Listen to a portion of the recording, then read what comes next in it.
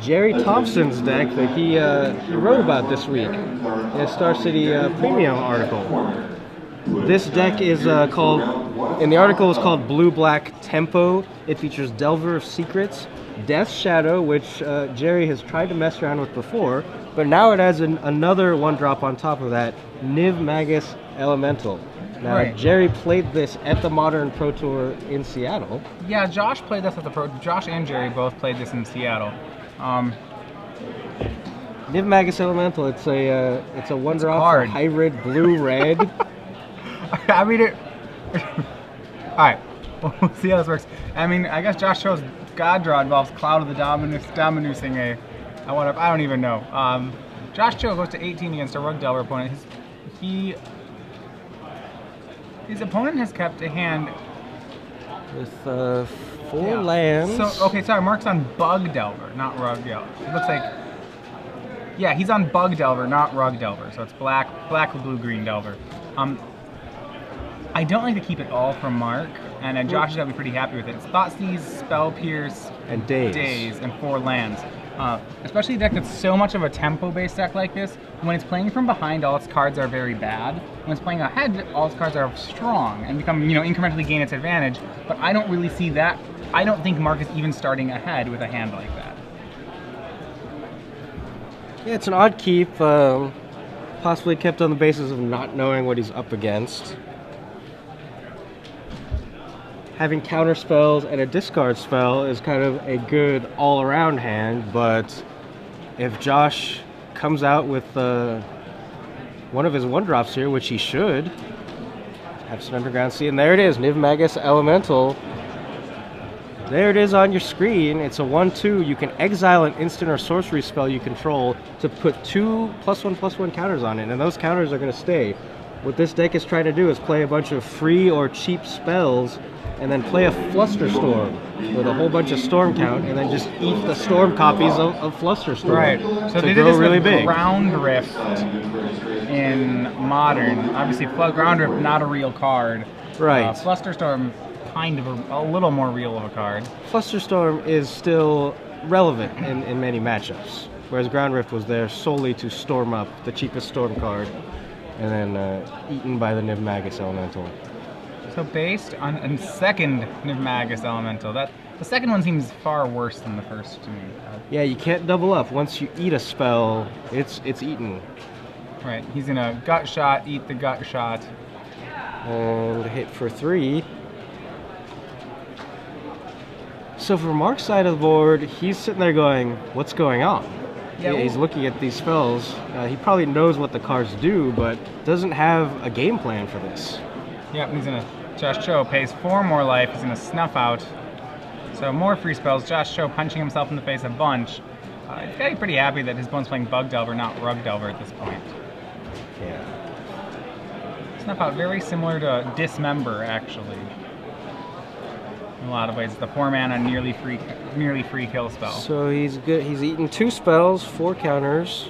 Yep, and swung for 5. This is the danger of Mark Morrison's keep, is that he doesn't really, I mean, fortunately he's drawn a Tarmogoyf, but it's pretty hard him stay, he's playing on the back foot. A lot of his spells, especially as he didn't have a creature when it started, makes this pretty difficult. Yeah, he's got that Daze in his hand, so he's not shields completely down right here. The problem is that with Niv Magus Elemental, counter spells become very weak. If Josh ever is worried a spell actually will be countered, then he can just exile it to the Niv Magus. Yep, absolutely. And there's the Death Shadow. Yeah, this is the interesting part of the deck. Death Shadow plays very nicely with all these. Josh's deck punches itself a bunch, and Death Shadow plays very nicely with that. So it's currently a 2/2. Ladies and gentlemen, if you sign up for standard one box number 4, Mark's at 10 life. He ponders.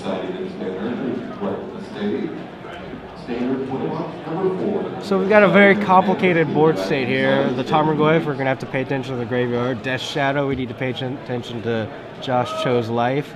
And we got some Niv Magus Elementals sitting around. They may just randomly eat some spells.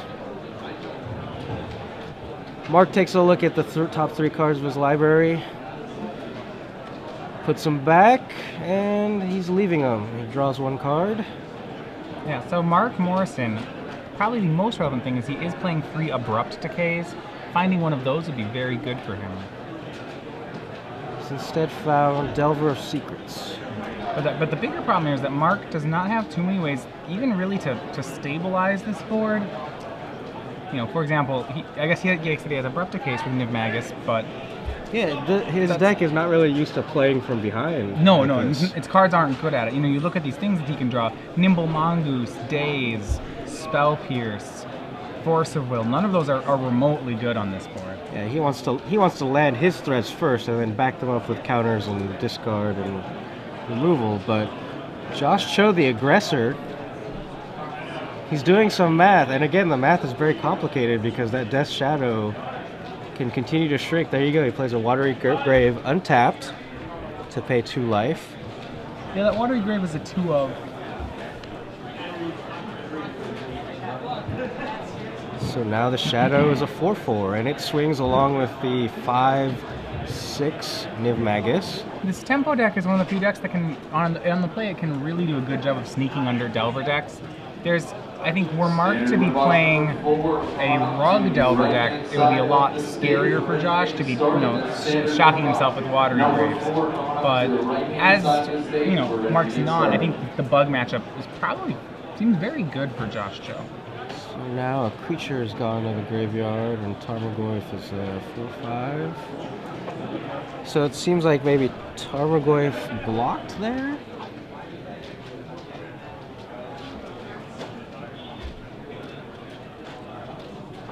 We saw the Delver of Secrets definitely get thrown in front of the Elemental.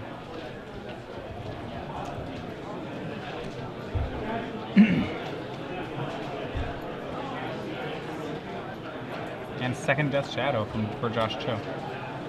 Yeah, Mark Morrison can't beat that. Josh Cho wins the first game. Well, that was certainly something. Mark Morrison's going to have to come up with a new game plan here.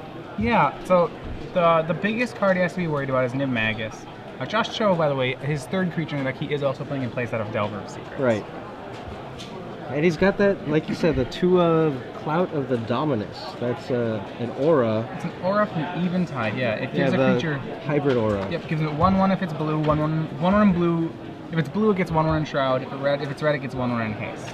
So, really, what Josh Cho's deck, I think I really like about what Niv Magus does in the deck is that it creates a creature that Bug Delver has a lot of trouble dealing with.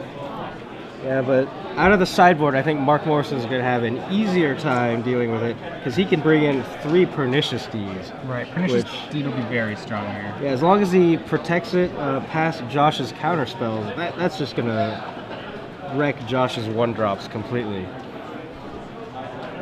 We've also got Dark Blast that he might bring in, although probably not as good against the size of the Niv Magus Elemental and Death Shadows. So mainly I think Pernicious Deed is going to be the card. Yeah, Pernicious Deed is really, he does have 1 Dark Blast in his deck. He may hope to snag a Delver of Secrets off it, but that also seems kind of ambitious. Yeah. So on Josh's side, he has another Cloud of the Dominus, which very likely we'll see play here. If he can land a Cloud on a creature, Mark is, outside of those deeds, is really hard pressed to answer. To answer one. I'm trying to get my head around this because this is not a card that we are used to dealing with in Constructed. So figuring out how best to play it and how best to play around it is going to be a challenge for all of us, players and commentators. Well, what you have to remember, what the card does is it's an aura, so it makes a creature bigger, and in this matchup, if Josh Cho can get a creature out of the range of what a reasonable Tarmogoyf could do, especially he could give one of his creatures Shroud and bigger than a Tarmogoyf, and if he can get his Niv Magus to be that, which it should always be, the first Niv Magus should always be that, then the only answer Mark has left for that Niv Magus Elemental is a Pernicious Deed, which is a pretty good place for Josh to be, which is why I think he'd want the third one of them. If he knows Mark's on Deed, he also has 3 Pithing Needle in the sideboard. Yeah, and that's the thing. At this point in the tournament, players are not really aware of what their opponents are playing. So, while the needle would be the perfect answer to Deed, Josh might not be aware enough that he needs to do that right now. And we are going to have to watch out. The Niv Magus Elemental, when it eats a spell, it does exile it. So... Yeah, I think the Goyf was one size too big that last game. It did not affect the outcome of the game, but yeah, both players should be careful should of not that. have been in the graveyard there.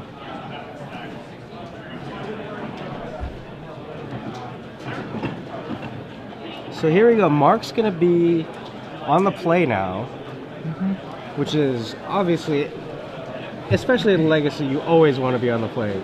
But when you're playing a deck with dazes and you're playing against a deck with dazes, yeah, it both becomes decks even more are important. all one drops and dazes, and yeah, the being on the play is very significant in the matchup.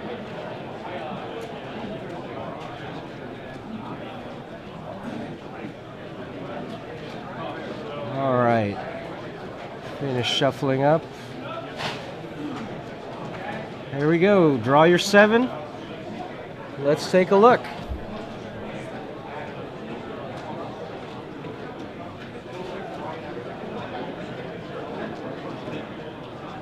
We are in round 3 here of the Baltimore Legacy Open. Josh Cho took game 1 on the back of Niv Magus Elemental and Death Shadow, of all things. Mark Morrison on a very traditional Bug Delver list.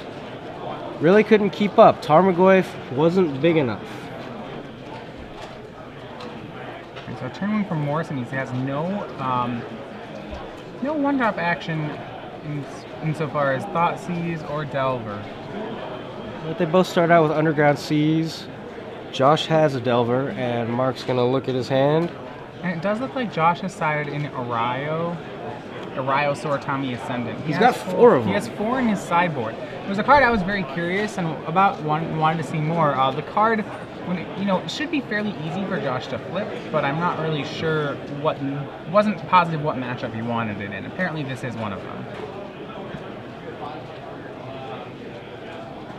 Yeah, so what he wants to do is land that and then fire off 4 free spells. I'm a little more confused. Or 3 free spells. Once again, on Mark Morrison's keep, I'm not sure what it is that he's kept. It didn't seem to have a 1-drop or an answer to Delver. It seemed like just turn 2 Tarmogoyf was what was the best thing it had going for it. Yeah. It's really hard to say what you want to do here. Like, Mark's probably never played against this deck. He's probably never played against the card Niv Magus Elemental, and most likely Death Shadow. So, how do you game plan against something like that, Matthias? Yeah. Delver misses, and Josh fetching intentionally for untapped Watery Grave, it looks like. So potentially representing that he has some Death Shadows coming up now and or later. Yeah, it looks like he wants to be taking damage. He does have a full set of Underground Seas, so that was an option, but he opted to shock himself instead.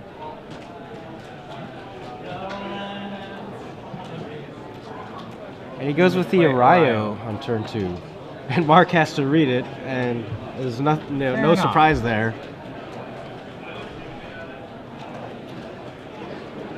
Kind of interestingly relevant is the fact that it's a flyer. It's a 1/1 flyer in creature form. Mark doesn't like that. He's going to daze it. It's a fairly free play there. Yep. Tarmogoyf now a pretty powerful creature. It's a 3/4. Yeah, so Arayo, when it's in the graveyard, only counts as a creature. It flips into an enchantment, but that part is only active when it's on the battlefield and flipped. Right, so even if it's an enchantment and gets destroyed, then it's a creature once it's in the yard. Yeah. So Tarmogoyf is only 3 power, attacks. Josh goes to 14. Still hasn't found a spell to flip Delver with. Now, are we going to see some Death Shadows coming out soon? Maybe after another fetch land crack? Well, Josh has a second Arayo in his hand, so he's not too disappointed that the first one didn't flip. He actually has a second and third Arayo in his hand. So that's spell 1 of the turn. He's going to pass the turn back. Okay, Josh lands an Arayo, Soratami Ascendant. It does look like Josh has a Ghastly Demise in hand as well. Interestingly, even when Arayo flips, Josh is still behind on this board. Because, Yeah, the Tarmogoyf is a Tarmogoyf- 3/4. It's very likely going to be growing bigger sooner or later. Yeah, well, we have land, instant, creature, and those are pretty much the gimmies in this matchup. There aren't, I mean, he could snag a Cloud of the Dominus or maybe a Jataxian Probe or Thoughtseize to make it grow one more time. I was thinking sorcery was the most likely to hit. Yeah, sorcery is the only really other one you can count on. There are an enchantment in each player's deck, but that's about it.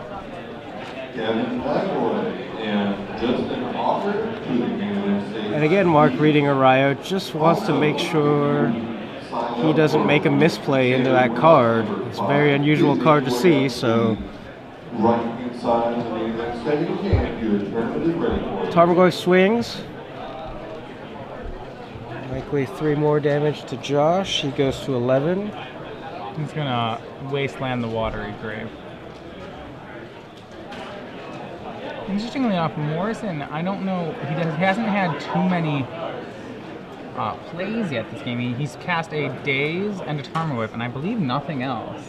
Tarmogoyf's enough. I mean, it's a great card, but it does make you wonder, well, what else is in Mark's hand? What else is he sitting on? Right, sure.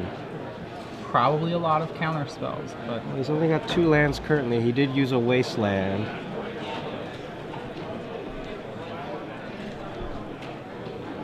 So Josh looked at the top card of his library with the Delver trigger, and he's choosing to sacrifice his fetch land before he draws that card. He didn't like it. Gets an Underground Sea this time.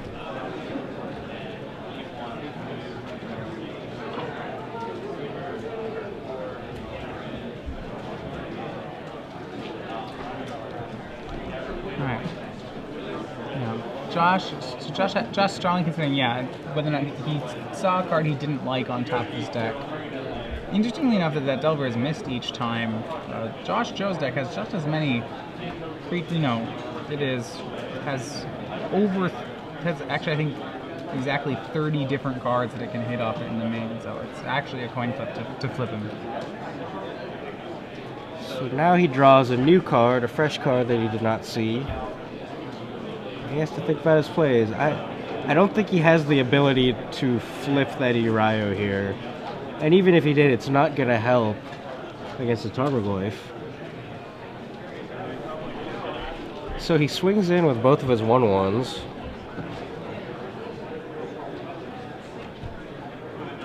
He has Ghastly Demise, Death's Shadow. Yeah, so Death's Shadow's down. That's going to be a 3/3. Remember, he's kind of, Two Death Shadows.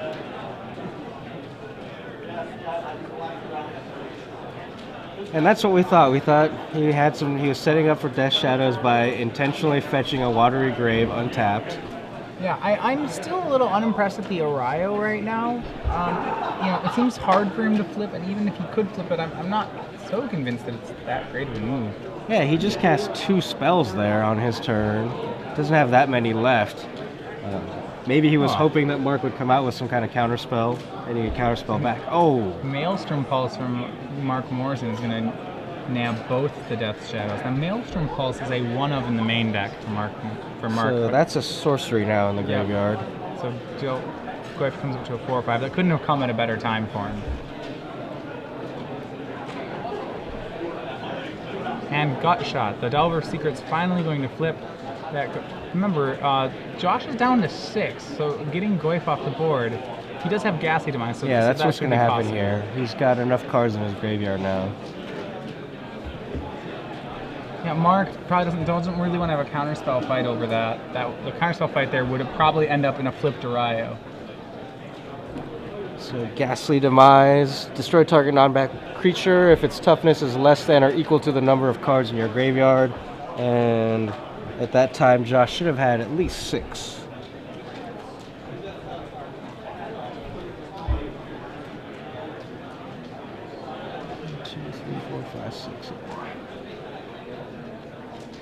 And now, have the tables turned here? Well, Josh is certainly ahead. I don't know how many threats Mark has. His hand is still somewhat of a mystery here. So he's going to go Thoughtseize on Josh Show. Mark's still with, I believe, 3 more cards. So we get to see Josh's hand. We're still not sure what Mark's game plan is. He was going with the Tarmogoyf, protecting the Tarmogoyf. And what is that card? Okay, That he just picked up? That's an Ensnare. So Ensnare is an instant with an alternate mana cost. It taps all creatures. Yeah, we have it right here for you. You may return 2 islands you control to its owner's hand instead of paying its mana cost. Tap all creatures. So it's just another alternate cost card that we see here. And it was the card that was taken. So Josh, content just to hit backs, passes the turn to Mark. Yeah, Mark now with 4 cards. Got to do something here. Mark needs to answer these threats. And he's got a full grip. You have to wonder what that is. If he takes a lot of counter spells. Yeah, if he takes it right here, it's got to be a bunch of counter spells. Remember, Josh Jackson got shot at Mark for the win. All right, Spell Pierce. And there's one counter spell. Josh Show's going to pay 2 for the Spell Pierce. And Mark Morrison's going to hard cast a Daze. So 2 of the cards were counter spells. That's 3 spells cast this turn. If Josh can make a 4th spell, he can flip the Uriah. It doesn't have it. Can't. So a good. There's a concession there. More lands, more counter spells by Mark Morrison. And I think what we saw right there, Mark Morrison, Bug Delver is certainly a different animal than Rug Delver. They play a lot of the same cards, but because Bug doesn't have that slew of burn to close out a game, it has to be way more conscious of the number of threats it's playing and protective of the threats it's playing. The Bug Delver deck probably a little better against the control and combo matchups with the ability to use Thoughtseizes. Yeah, and typically I've seen Deathrite Shamans in the deck as well, which there were none of in Mark Morrison's Right, Mark build. has not adopted the Deathrite Shaman. We're still hoping to see that card more of today. Would Deathrite Shaman have done some damage there? Possibly. I mean, it gives a lot of reach. You know, if one was in play, I think he would have been able to shock a few times with it. But unknown whether it would have really affected the outcome. Or just gain a little life and keep control of the tempo. I think the bigger issue is that Mark's only creature that game was a Tarmogoyf, and all it really took from Josh to win was 1 Ghastly Demise, and that turned out to be enough. You know, he played an Uriah that literally was a 1/1 flyer for 2.